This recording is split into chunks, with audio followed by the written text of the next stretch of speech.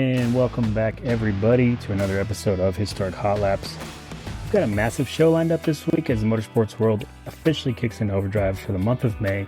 Coming up today, we're going to deep dive into everything surrounding Indy 500 qualifying weekend, the drama, the speeds, the surprises, an absolutely wild Monday crash during practice that involved Rossi, O'Ward, Grosjean, and more.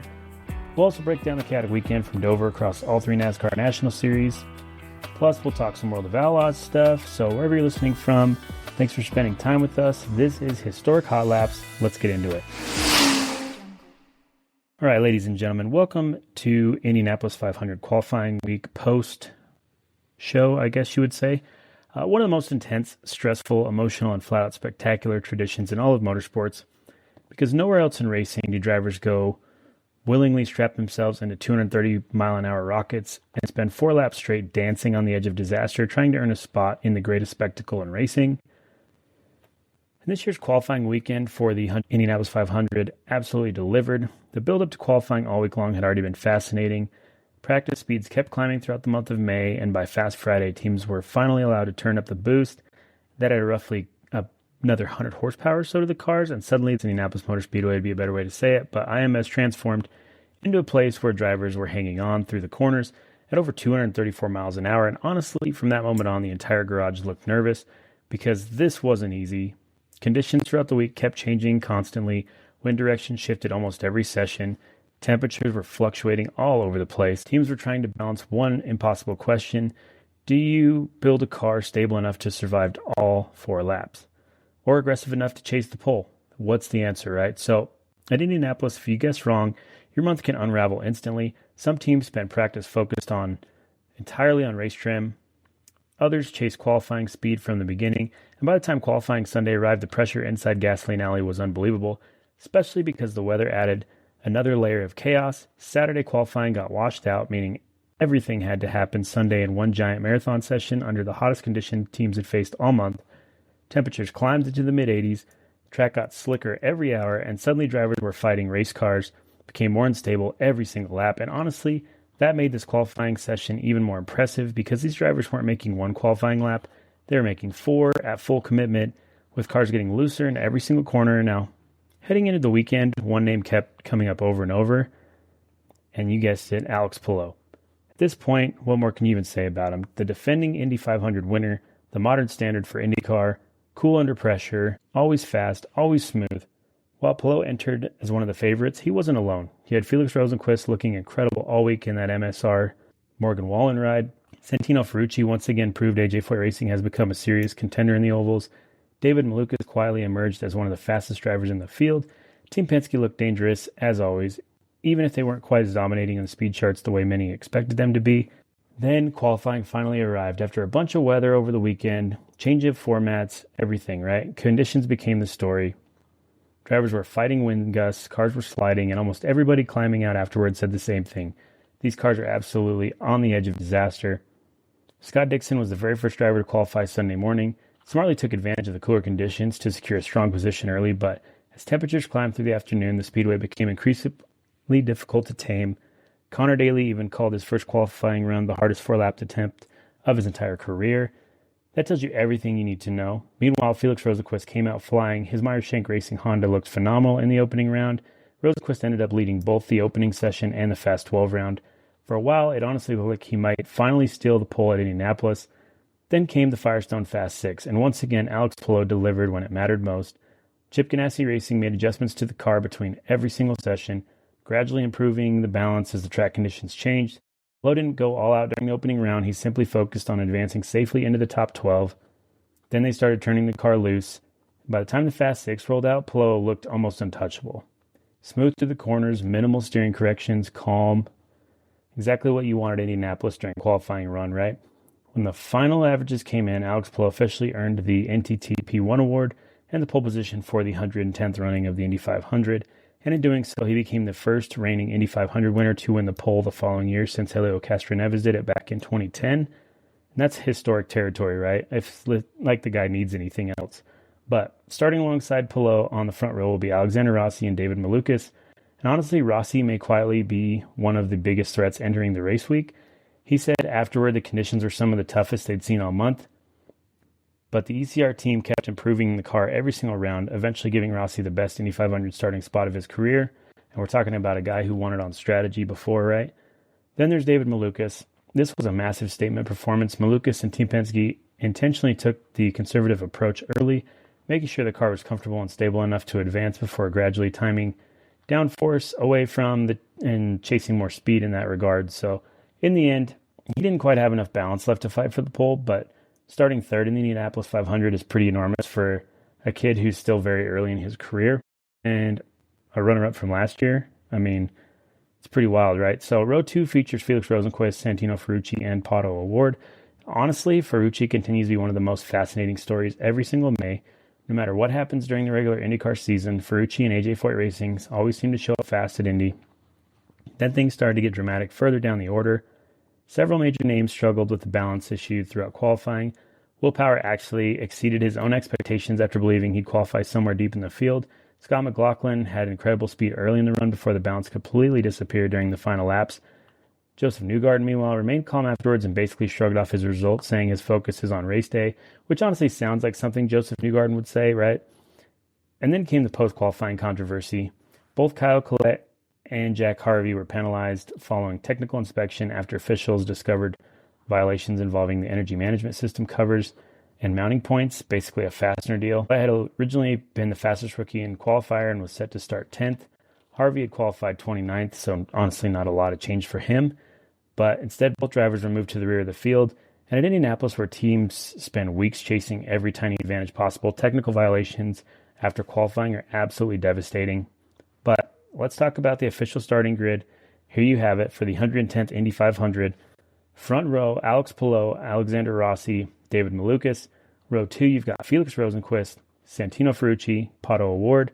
Row 3, Kiffin Simpson, Connor Daly, let's go, and Scott McLaughlin.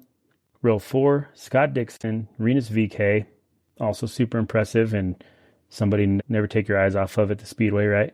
And Takuma Sato. Row 5, you got Ed Carpenter, Helio Castroneves, Christian Rasmussen. Row 6, Marcus Armstrong, Marcus Ericsson, and Christian Lundgaard. Row 7 is Will Power, Nolan Siegel, and Louis Foster. Row 8, you've got Ryan Hunter-Reay in that McLaren ride this year, that one-off. Joseph Newgarden and Romain Grosjean. Row 9, Kyle Kirkwood, Catherine Legg, and Mick Schumacher. Row 10, Graham Rahal, Dennis Hauger, Jacob Abel. And finally, row 11 is Stingray Robb, Jack Harvey, and Kyle Collette. So, honestly, looking at this field, the scary thing is that almost everyone in this lineup feels a little bit dangerous for the most part. You got former winners, you got young stars, you veterans, rookies, oval-only specialists, international talent. I mean, the focus is going to shift completely now, right? Practice is over, qualifying is complete, the grid is set. Now comes the hardest part of it, and that's 500 miles, because Indy has a way of reminding everyone that qualifying speed means absolutely nothing once the green flag drops. And that's exactly why we can't wait for race day. As I'm recording this, I'm packing my bags. I'm headed out there now. Before we close out this Indy segment, though, we have to talk about what happened Monday at IMS. Because honestly, after such a calm, clean, relatively smooth month of May up to this point, Speedway suddenly reminded everybody just how dangerous this place really is, right? Don't get comfortable here. Monday's post-qualifying practice session was supposed to be all about the race trim. Teams had already locked themselves into the field, the grid was set, and now the focus shifted towards long-run balance, dirty air, and fuel strategy, and preparing for 500 miles on race day. You also did hot swaps for pits and everything else, so only about half hour into the session, everything changed instantly because Alexander Rossi, who had just qualified in the front row in the second position, barely missing the pole, suffered a massive crash exiting turn 2. That triggered the first major accident of the entire month. And honestly, this is one of those crashes that immediately silenced the entire Speedway. Rossi lost the rear of the number 20 Ed Carpenter Racing Chevrolet coming through turn 2, slammed the outside safety barrier hard. The impact was violent enough that the car actually lifted partly off the ground and rotated sideways before coming back down onto the racing surface. Then things got worse. Pato O'Ward, who was directly behind Rossi, tried to avoid the spinning car but simply had nowhere to go. O'Ward spun under braking and slammed directly into Rossi's wrecked machine in a secondary impact that destroyed both cars. And as drivers checked up behind the accident scene, Romain Grosjean lost control and hit the wall trying to avoid the wreckage. 3 major contenders, 3 destroyed race cars, 1 terrifying moment at the Speedway, And honestly, it's incredible all three drivers walked away. O'Ward and Grosjean were evaluated and released from the infield care center fairly quickly. Rossi's situation immediately became the biggest concern. After climbing from the car, looking visibly shaken and unsteady, the 2016 Indy 500 winner was transported to a local hospital for further evaluation. Now, thankfully, the latest updates on Rossi have been pretty encouraging. According to Carpenter Racing and IndyCar officials, Rossi underwent successful outpatient procedures Monday evening to repair what was described as minor injuries to a finger on his left hand and his right ankle. Even more importantly, though, Rossi reportedly remains in good spirits and fully intends to return for Carb Day practice on Friday and compete in Sunday's Indy 500. Mind you, Carb Day is not looking real great weather-wise, but we're going to keep an eye on that because we're going to be there standing in it. So come on, blue skies, right? Honestly, it's remarkable considering how violent this crash looked in real time, but this is going to be a new challenge for Ed Carpenter Racing because while Rossi keeps his second place starting position under current IndyCar rules, the team now has to prepare a backup car in just a few days before the start of the race. Going to be a lot of unknowns. We know he had a rocket ship under him before, but if you know anything about Indianapolis, you know how devastating this can be. Teams spend weeks refining these race cars. Every setup change matters. Every aerodynamic tweak matters. Every tiny balance adjustment matters. Losing a primary car this late in the May is absolutely brutal to a team that's starting on the front row, especially for a driver who looked like a legitimate contender to win the race. The scary part of all this is just how quickly the month changed, right? One day earlier, Rossi was celebrating the best qualifying result of his Indy 500 career. 24 hours later, his team is loading a destroyed race car back in the garage while doctors evaluate his injuries, and that's Indianapolis in a nutshell, right? Honestly, Monday's crash served as a reminder of something we sometimes forget during qualifying weekend when speeds look pretty routine out there on the track. These drivers are still balancing on the edge of over 230 miles an hour. One tiny mistake, the wrong gust of wind, one moment of dirty air, everything changes instantly. And now for the rest of Monday's practice session, it eventually became rain-shortened as storms rolled into the Speedway area, limiting teams to a very meaningful but small track time session. Justin Newgarden ended up being fastest overall at 226.1 miles an hour, as a two-time defending Indy 500 winner quietly continued preparing to charge forward from deep in the field on race day. But honestly, the lap charts didn't matter much afterwards what happened with Rossi, because now heading into race week, one of the biggest questions in the entire garage suddenly becomes, can Alexander Rossi and ECR recover in time to still make a run at the 500? And if there's one thing we've learned over the years in Indianapolis, you should never count Rossi out. The guy's always good there, but we're headed there soon, so hopefully we'll see you out there. All right, as much as we are super focused on the 500, we also had a good weekend over NASCAR. So let's head over to the Monster Mile. One of the strangest, most chaotic, and honestly most entertaining NASCAR weekends we've had all season. Because Dover Motor Speedway absolutely delivered. You had 3 National Series. You had the chaos of the concrete, the big wrecks, the late drama, young stars, all of it. So somehow every race felt completely different. Let's kick it off with Friday night with the NASCAR Craftsman Truck Series and the EcoSave 200. And honestly, this race turned into the Kyle Busch show. At this point, Kyle Busch at Dover in a truck is basically inevitable. Busch climbed into the Spire Motorsports number 7 Chevrolet once again this season and absolutely dominated the race, leading 147 of the 200 laps after sweeping both stage wins on his way to victory. When it was all over, he picked up his 5th career Truck Series win at Dover and his 69th overall Truck Series victory of his career. And honestly, that's just ridiculous. The scary part was how in control Busch looked all night. On long runs, nobody really had anything for him. The truck stuck to the concrete. He could move around the racetrack wherever he wanted. And every restart felt like he immediately drove away from the field. Ty Majeski gave chase and came home second in the ThorSport racing machine, but he was still more than 3 seconds behind at the finish. And afterwards, Busch actually sounded surprisingly reflective in victory lane, talking about how he appreciated every win because you never know when the last one is. Now look, Kyle Busch still has plenty left in the tank, but hearing him say that definitely reminds you we're watching one of the greatest NASCAR drivers ever getting deeper into the later stages of his career. One of the other stories from Friday night unfortunately involved Natalie Decker, who had a rough evening and spiraled emotionally over the radio after penalties and handling problems throughout the race. After parking the truck early, Decker delivered an extremely frustrated radio message before later addressing the situation publicly on social media. And honestly, moments like this are a reminder of how mentally brutal NASCAR can be, especially for drivers fighting week to week for opportunities in championship.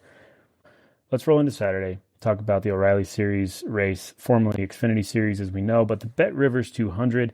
This race may have produced the best finish of the entire weekend because Justin Allgaier looked like he had this thing won. The veteran JR Motorsports driver led 71 laps and controlled most of the second half of the race. On restarts, he was super sharp. On long runs, he was very smooth. And it honestly felt like Dover experience was going to carry him to another victory. But then came Mr. Corey Day. If you haven't been paying attention to Corey Day yet, now is probably the time to start. The 20-year-old Californian, better known to many dirt racing fans for his sprint car background, continues to prove he's adapting to stock cars frighteningly fast. He's very much a Kyle Larson protege, right? So late in the race, Day started reeling in Allgaier in lap after lap. Then only 4 laps remaining, the leaders caught slower traffic, and suddenly the race completely changed. Allgaier got bottled up trying to decide which lane to take around lap traffic. Corey Day didn't hesitate. He ripped the outside groove against the wall, split traffic perfectly, and drove around Allgaier for the lead. One of the boldest moves of the weekend, and once he cleared him, he was gone. Corey Day picked up his second career O'Reilly Auto Parts Series win in his first ever Dover Motor Speedway in spectacular fashion. And he also, it's the very first time he's driven at Dover and he wins, right? So it's one of those moments where you can physically see confidence growing in a young driver. And remember, this comes only weeks after Day scored his first series win at Talladega. That's now victories on a super speedway and one of NASCAR's toughest short concrete tracks. That's some versatility, and that matters. Behind Day and Allgaier, Sam Mayer finished third, William Swalsh finished fourth, and Austin Hill grabbed fifth for RCR. The race itself was messy at times with 9 caution flags, strategy gambles, plenty of short-run chaos.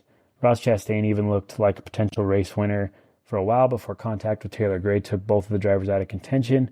But the biggest takeaway from Saturday was simple. Corey Day is becoming a serious NASCAR prospect in real time. Then came Sunday, the NASCAR Cup Series All-Star Race, the first ever All-Star Race at Dover Motor Speedway. And honestly, people are going to be talking about this one for a little bit. Not necessarily because it was universally loved by everyone, because it definitely was not, but because it was absolute chaos. NASCAR introduced a brand new format for this year's All-Star Race at Dover, with multiple segments, inversion rules, and final 200-lap mains worth $1 million. And from the second the green flag dropped, things started going sideways. Segment 1 immediately turned into disaster. On lap 1, a massive crash erupted involving Kyle Larson, Ryan Preece, Ryan Blaney, Chase Elliott, Daniel Suarez, Michael McDowell, and several others. Preece's car caught fire after backing into the wall, ending his day almost immediately. And honestly, that wreck completely changed the complexion of this race before it even started. Somehow Bubba Wallace survived the carnage and won the opening segment. Then segment 2 became a little bit calmer, at least briefly. Tyler Reddick eventually won that segment after working past Chase Briscoe, while drivers continued to figure out the bizarre strategy combinations created by a new all-star format. Throughout all this chaos, one driver just kept hanging around near the front. You know his name well, Denny Hamlin. Now, if there's one place Hamlin always has been exceptional, it's Dover, and Sunday felt like vintage Denny Hamlin at the Monster Mile. He started from the pole, stayed patient while everybody else wrecked or made mistakes. Once the final 200-lap segment began, it felt like the number 11 Joe Gibbs Racing Toyota came alive. Hamlin eventually tracked down his teammate Chase Briscoe with 29 laps remaining, made the winning move to capture his second career NASCAR All-Star Race victory and the $1 million prize. And honestly, this may have been one of Hamlin's most complete performances in years. He had no panic, no overdriving, no mistakes, just pure Dover precision. Briscoe finished second after an incredibly strong night for Joe Gibbs Racing overall, while Connor Zilisch quietly impressed everybody again with a remarkable comeback drive to finish fifth despite pit road penalties earlier in the race. That kid continues to look like a future every single week. Austin Cindric, William Byron, Michael McDowell, Alex Bowman, and Brad Keselowski rounded out the top 10. And Keselowski's result was exceptionally impressive because he got caught up in one of the massive wrecks earlier in the event and still managed to make that recovery. Now, the reaction to the race itself has honestly been fairly mixed online, right? Some fans loved the chaos and the unpredictability. Others felt the format dragged on too long and didn't feel like a true all-star event. Personally, not that you care about my opinion, but what it is it did feel pretty long. I had a hard time going through the whole thing. And, you know, both arguments have a point here because there were moments in Sunday's race where it was fantastic, but there's also moments where the race felt more survival than an exhibition's showcase. Still, if NASCAR wanted people talking after the weekend, mission accomplished because Dover absolutely gave us some storylines. Kyle Busch reminding everybody he still owns a truck series whenever he shows up. Corey Day is going to continue his rapid rise through NASCAR's ranks, and Denny Hamlin once again proves when it comes to concrete tracks, he remains one of the best in the business. Now the focus shifts towards Charlotte Motor Speedway. It's one of the biggest weekends of the NASCAR season, the crown jewel race, if you will, and honestly, After the madness we saw at Dover, there's a good chance that the chaos is only getting started. Right. It wouldn't be proper if we didn't talk about some dirt stuff. So we had the USAC National Sprints World of Outlaws kind of combo deal at Eldora this last weekend. So it was a Let's Race 2 at Eldora Speedway, and honestly, this one ended up being way more than just a sprint car race. It's pretty emotional and personal, and maybe one of the defining wins of the season. So let's talk about it. Logan Schuchart finally returned to victory lane Saturday night, snapping a 64-race winless streak and doing it all at one of the biggest stages in dirt racing, the Eldora Speedway. But more importantly, he did it driving the Shark number 1S car, the team that was built by his grandfather, legacy sprint car driver and owner Bobby Allen. And if you followed sprint car racing at all over the last year, you know how much this moment meant to him. Last fall, the sport lost Bobby Allen unexpectedly, and for Schuchart, this wasn't just losing a car owner and a racing mentor, this was family. Bobby Allen is one of the foundational figures of Shark racing and one of the true old school legends of sprint car racing. He helped guide Logan from true beginnings of his career all the way to being one of the top World of Outlaws drivers in the country. So when Logan climbed out of the car after winning at Eldora, the emotion was impossible to miss. And honestly, if you watch the interview, it hit pretty hard because Schuchart immediately brought up the history behind the moment. Bobby Allen winning the very first World of Outlaws race at Eldora back in 1978. That connection between generations made this feel bigger than just a stat sheet win, right? Now, for the race itself, this thing absolutely delivered. The feature became an incredible battle between Schuchart and Brady Bacon, and the two of them put on one of the best fights Eldora has seen this season. They traded the lead multiple times, crossing over, throwing sliders, and racing all over the racetrack in Eldora. No lane was safe for those guys, and honestly, Brady Bacon deserves a ton of credit here too because he was phenomenal all night long.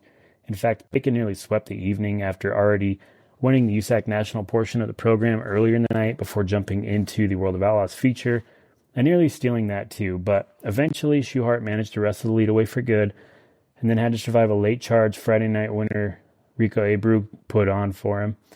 And that's another important storyline from the weekend is that Rico's fast again. After winning Friday night's opener, Rico nearly doubled up and came charging towards Schuchart late in traffic, but Logan held him off to finally seal the victory. At the line, it was Schuchart taking the win.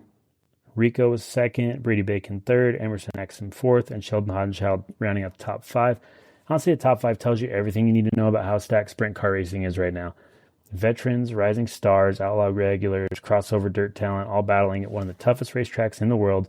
Another impressive drive came from Spencer Baston, who charged from 19th up to 9th and earns that hard charger honor. And for Emerson Axon, his fourth place finish earned him Rookie of the Race honors and would continue to what's really been a solid stretch for that young driver. But at the end of the night, this belongs to Logan Schuchart. This win was huge for multiple reasons. First, we talked about snaps that long drought he had, right? Second, it gave him his 45th career World of Outlaws victory. And third, Eldora has now officially become the best track statistically with 7 total wins here and 5 of the World of Outlaws alone. That's pretty elite company. And the most important thing is this win extends Schuchart's streak to 11 straight seasons with at least a World of Outlaws victory. And that consistency is pretty incredible. Hard to maintain in the modern sprint car racing world we have now with all this uprising talent. Now, the Outlaws season keeps moving quickly here. Next up, the series is going to head to Jacksonville for the Hy-Vee 40 before rolling into massive holiday weekend with races at Knoxville and Huset Speedway, where $25,000 will be on the line for both nights. Honestly, if Logan Schuchart and Shark Racing can carry this momentum forward, this may end up being an emotional turning point for their entire season. So let's shift over to some news real quick. And one of the bigger stories developing in NASCAR Garage this week isn't happening on the racetrack. It's happening behind the scenes as AM Racing has officially shut down its operations in the NASCAR Riley Auto Parts Series. Honestly, this is another reminder of just how difficult it's become for smaller teams to survive in modern NASCAR. Reports started circulating after AM Racing quietly disappeared from the entry list following the Rockingham weekend earlier in the spring. The team had originally planned to compete with Nick Sanchez driving the number 25 Ford Mustang full-time in 2026, but after withdrawing from Rockingham, the organization never returned to competition. Now, according to reporting from JSki and Motorsport.com, the shutdown is official. AM Racing Vice President and Competition Director Matthew Lucas reportedly informed employees that the team had ceased operation after attempts to stabilize the organization financially were unsuccessful. Employees were released from their duties and the team closed its doors. And as the story goes beyond just one race team disappearing, because AM's racing closure leaves a major question hanging over the Ford future in NASCAR in the second tier series. With Haas factory team switching back to Chevrolet in 2026, AM Racing had been expected to serve as Ford's only real full-time presence in the O'Reilly Series. Now, suddenly, Ford's pipeline in the series looks extremely thin. In fact, at Texas early this month, NASCAR's second-tier series reportedly ran a race without a Ford in the field for the first time since 1991, which is honestly a staggering statistic when you think about Ford's historical involvement in NASCAR. And for drivers, stories like this are always tough, right? Nick Sanchez had signed with AM Racing for what was supposed to be a major opportunity in the development path for his career. Sanchez came into the season viewed as one of the young names to watch, and now his future suddenly becomes uncertain as the team's shutting down entirely. The organization itself had been trying to find long-term stability for a while now. Earlier reports during the offseason suggested Sigma Performance Services, which is now SPS Racing, had attempted to acquire the group at AM Racing. That deal ultimately fell apart before the season began. Honestly, the entire situation reflects the growing financial pressure throughout NASCAR's middle and lower tiers. The O'Reilly Series remains one of the most competitive divisions in stock car racing, but costs continue to rise. Sponsorship remains difficult to secure, and smaller independent organizations are finding it harder and harder to compete against powerhouse operations with manufacturer backing. Because teams like AM Racing are often the backbone of the sport, these are the organizations that give younger drivers opportunities. They develop crew members for other teams and help the garage stay diverse and competitive. But who's going to fill that gap now, right? Does Ford try to rebuild its presence in the series? Do other independent teams step up? Or is this just a sign of consolidation inside NASCAR where fewer and fewer small teams can realistically survive long term? Either way, AM Racing's closure is a significant story, not just for one organization, but potentially for future structure of the NASCAR O'Reilly Auto Parts Series itself. And honestly, I don't know what we're going to see from this. It's pretty wild to think that the Ford pipeline is drying up. All right, let's move on to some Indy 500 history, or I guess IndyCar history in general. But one of my favorite drivers growing up, and somebody who I've wanted to talk about for a while, it seemed only right going into the Indy 500 weekend that this is who we spotlighted in the show. But when you talk about one of the greatest drivers to never win the Indy 500, certain names always come up, right? You got Michael Andretti, Scott Goodyear, Lloyd Ruby. Somewhere near the very top of that list is a driver whose career somehow managed to include Formula One, kart victories, IROC appearances, Indianapolis pole positions, devastating crashes, incredible bad luck, and one of the most heartbreaking moments in Indy 500 history. Let's talk about Roberto Guerrero. Born in Colombia on November 16th, 1958, Roberto Jose Guerrero Izaza grew up far from the traditional centers of motorsports power. Colombia in the 1960s and early 70s wasn't exactly overflowing with Formula One teams or professional racing infrastructure. But like so many drivers of his era, Guerrero discovered speed through karting, and he was immediately good, like really good. By the mid-1970s, Guerrero had already won multiple Colombian karting championships and established himself as one of the best young driving talents in South America. But Roberto understood something very early in his career. If you wanted to become a world-class driver in that era, you had to go to Europe. So like Emerson Fittipaldi before him and many South American drivers after him, Guerrero left home and headed towards England to chase the dream. That move changed everything. In 1977, Guerrero attempted the famous Jim Russell Racing School, one of the major proving grounds for future professional drivers. According to racing accounts from that time, he won 5 of 6 school races and instantly caught attention. Didn't take long before he climbed into the Formula Ford competition in Britain. Once again, he impressed people immediately. Now, it's important to understand just how difficult British junior Formula racing was in the late 1970s. This wasn't gentlemen's club racing. This was a Shark Tank. Future Formula One stars flooded these categories every single season. If you survived there, you were legitimate. And Guerrero absolutely belonged. By the late 1970s and early 1980s, he was winning races in British Formula Ford and then British Formula 3, where he developed a reputation as an extremely fast and technically gifted driver. Then came Formula 2. At that time, Formula 2 was essentially Formula 1's final audition stage. If you performed there, Formula 1 teams noticed, and Roberto Guerrero absolutely performed. In 1981, he won the Johan Rindt Memorial Trophy race and continued building the reputation of one of the most naturally talented drivers outside of Formula One. Eventually, Formula One came calling.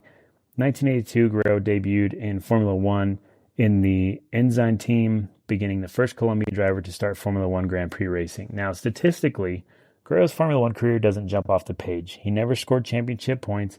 He drove for underfunded teams, and Formula One in the early 1980s was brutally political and brutally unequal. If you weren't driving for Ferrari, McLaren, Williams, Renault, or Brabham, You weren't driving anything just to survive. And that's essentially what Guerrero spent 2 seasons doing. He later drove for Theodore Racing as well, but the reality was simple. The equipment just wasn't competitive enough.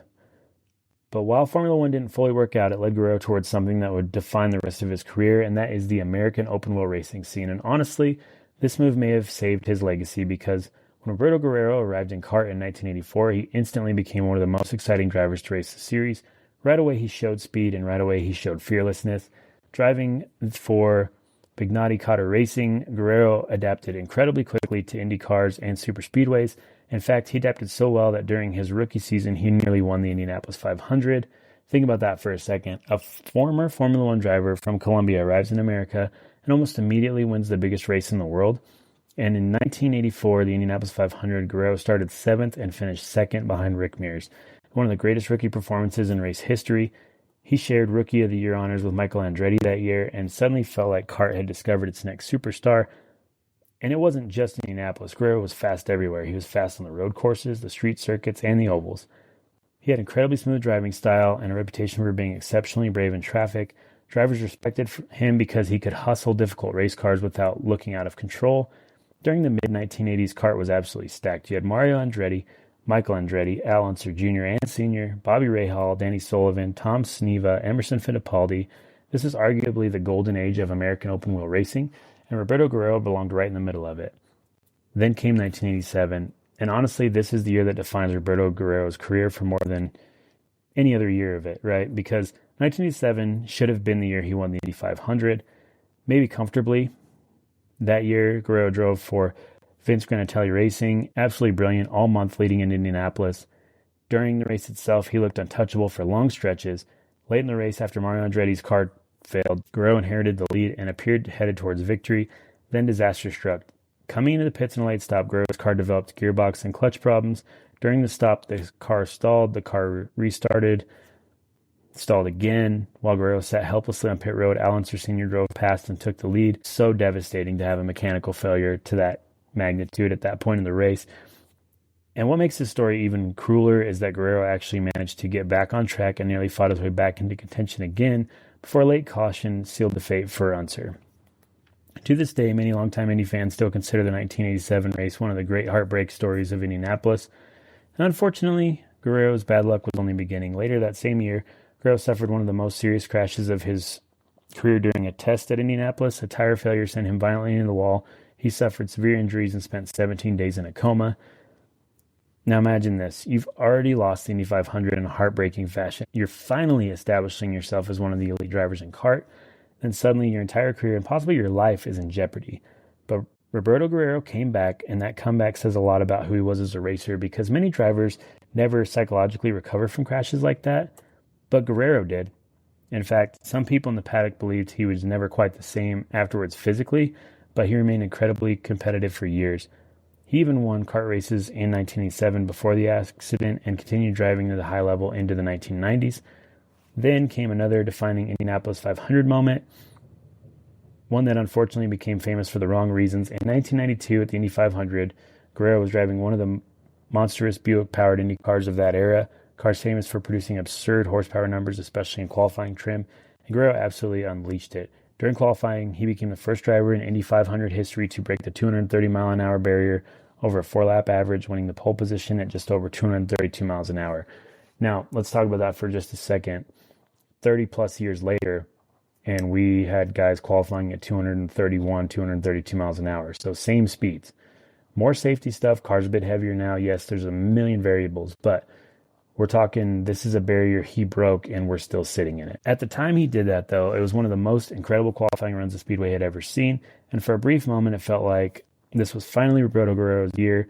Then came one of the most shocking moments in Indy 500 history. On the pace lap before the green flag ever waved, Guerrero spun entering turn 2 and crashed in the wall, and that was it. Race was over. Pole sitter, favorite to win, out before the race officially started.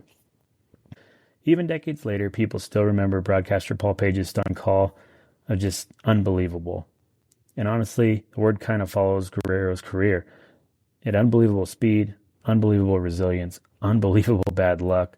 because statistically, Guerrero's career almost feels incomplete compared to his talent level. Only 2 kart wins, no Indy 500 wins, no Formula One points. But those numbers don't tell the full story, and that's why we had to do it today, right? Drivers and longtime fans remember how fast he really was. They remember the near misses and the courage, the adaptability, and they remember how respected he was across multiple forms of racing. Guerrero even participated in IROC, which at the time was essentially an all-star series for elite drivers from different disciplines. The invitation alone tells you how highly regarded he was during his peak years. As kart evolved in the 1990s, Guerrero continued competing with several different teams, including Pagan Racing and others. But in the series itself, changing rapidly, budgets exploded, manufacturers' politics intensified, the split between kart and the IRL fractured the American open-wheel racing scene for a bit. Like many veterans of the era, Guerrero eventually found himself fighting more for opportunities than victories. Still, he continued making Indy 500 starts through the late 1990s and ended his Indy career with 15 starts in the greatest spectacle in racing. And remarkably, in his first 4 Indy 500 appearances, he never finished worse than 4th. That consistency often gets forgotten because people focus so heavily on the heartbreaks that he had. And after stepping away from top-level IndyCar competition, Guerrero didn't leave racing entirely. Far from it. He became more involved in off-road racing, including Baja events, and remained connected to motorsports through vintage racing and coaching. In later years, he returned to Indianapolis for the vintage racing events. And by all accounts, those visits carried enormous emotional weight for him. In interviews, Guerrero talked openly about the highest highs and the lowest lows he experienced at Indy. And honestly, that may be the perfect way to describe his career, because Roberto Guerrero's story isn't really about championships, it's about the possibility of things. He represented a generation of international drivers who helped legitimize kart as a world-class racing series. He proved South American drivers could succeed globally outside of Formula One, and became one of the most naturally gifted drivers of the 90s and early 90s, even if the record books don't fully reflect it. For many fans, Guerrero remains one of the racing's ultimate what-if stories. What if the car doesn't stall in 1987? What if the crash in 1987 never happened? What if the pace lap spin in 1992 never occurred, right? What if Formula One had given him competitive machinery? I mean, those questions are why people still remember Roberto Guerrero decades later, because motorsports history isn't only built on champions. Sometimes it's built on drivers who showed extraordinary brilliance, even if fate never quite let them finish the story the way they deserve. That's going to wrap it up for another episode of Historic Hot Laps Podcast. As always, thank you so much for listening and supporting the show. We truly appreciate everyone who continues following every single week, and we cover the biggest stories in racing and history from across the motorsports world. And honestly, if this past week proved anything, it's that we are fully entering the heart of racing season now. You've got Indy 500 weekend coming up. We'll be there reporting anything worth talking about. Charlotte 600 for NASCAR is also coming up this weekend. You've got sprint cars. Unfortunately, Silver Crown cars at RRP have been postponed, but it's all happening at once, and we absolutely love every bit of it. If you enjoyed this episode, make sure to follow and rate the podcast wherever you listen.